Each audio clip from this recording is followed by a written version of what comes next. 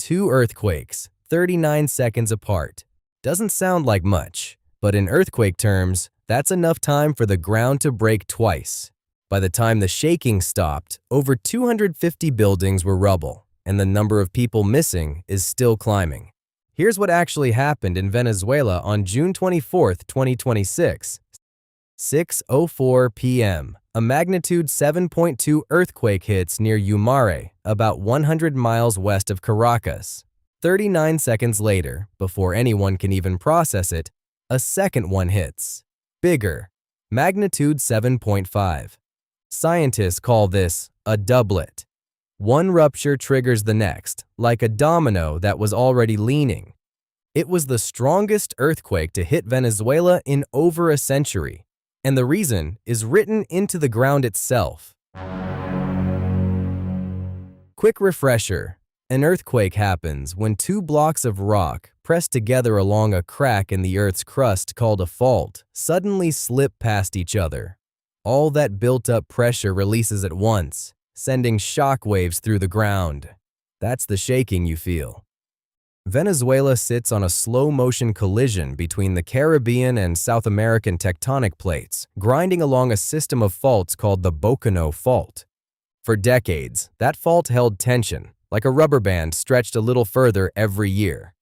On June 24th, it let go.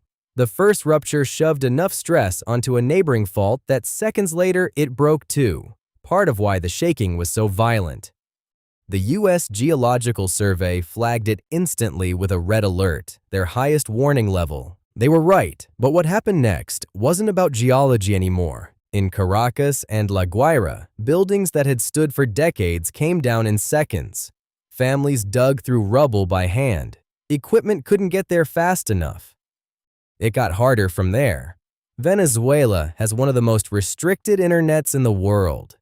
Over 200 sites, news, social media, censorship workaround tools were blocked right when people needed information most. Under pressure, one platform's restrictions were partially lifted, turning it into an impromptu network for people searching for missing relatives.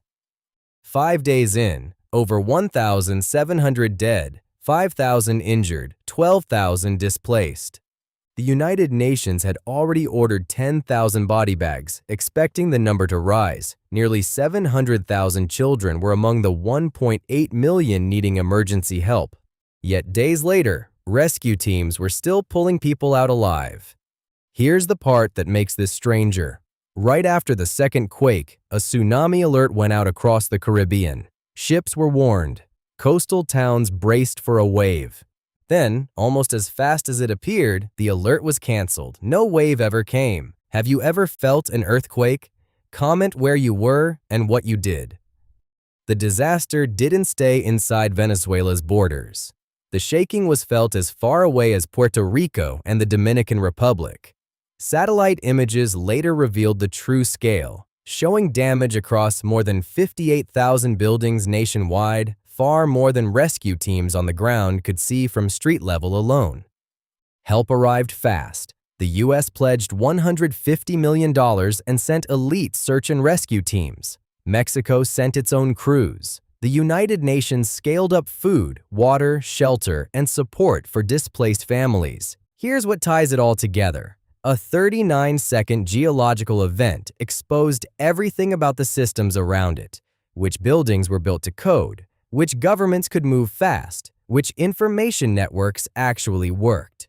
Venezuela was already in crisis before June 24th. The earthquake didn't create that vulnerability, it revealed it. Recovery is still ongoing. Families are still searching for the missing. The full death toll may not be known for a long time. What's already clear?